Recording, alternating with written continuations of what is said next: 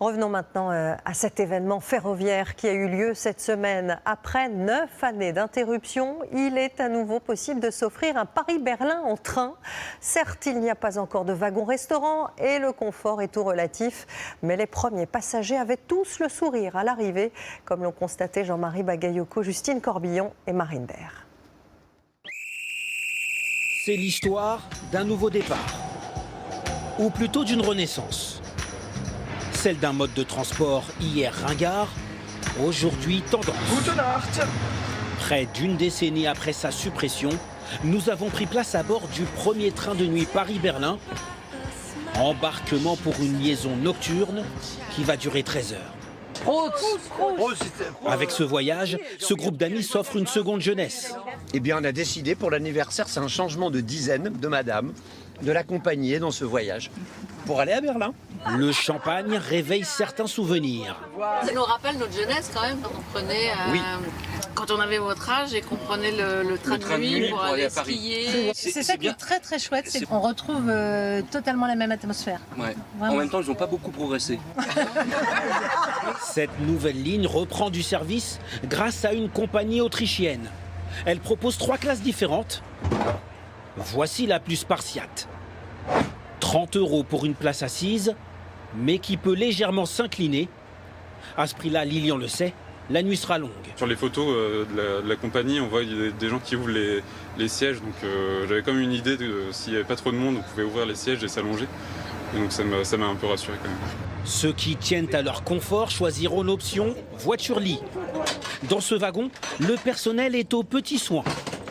En quelques secondes, il transforme votre cabine individuelle en petite chambre d'hôtel, avec un lit et une vraie couette. À partir de 95 €, vous disposerez même d'un espace équipé d'une douche, d'un lavabo et de toilettes. J'ai pris ma douche tout à l'heure. Ça va, c'est étroit, mais ça va. Eau chaude. Comme je suis à l'aise, il y a l'eau chaude. Le train de nuit séduit à nouveau. Pourtant, il était tombé en désuétude dans les années 2000. Mais désormais, beaucoup y voient une alternative au TGV ou à l'avion. C'est le cas de cet enseignant qui voyage en classe couchette. 70 € la place, plus cher qu'un vol Paris-Berlin à cette période. On a tous envie de faire des efforts, mais qu'il faut qu'on arrive à se convaincre que c'est possible sans perdre trop de confort. Et si ça coûte un peu plus cher, c'est la vie. 23 h, le train s'endort jusqu'aux premières lueurs du jour.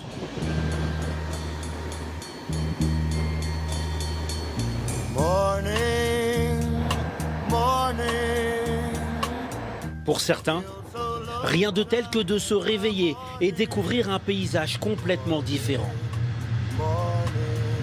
D'autres n'ont jamais vraiment trouvé le sommeil. T'as bien dormi, toi? Moi, j'ai bien dormi.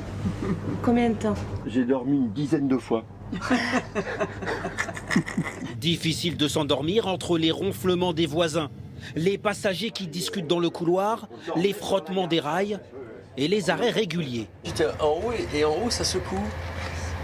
Je crois que c'est mieux d'être en bas d'ailleurs. Petit conseil, c'est mieux d'être en bas.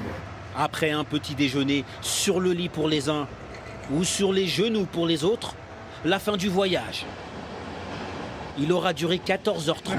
Au revoir, Dans un premier temps, ce train de nuit reliera Paris et Berlin 3 fois par semaine avant de devenir quotidien dès le mois d'octobre 2024.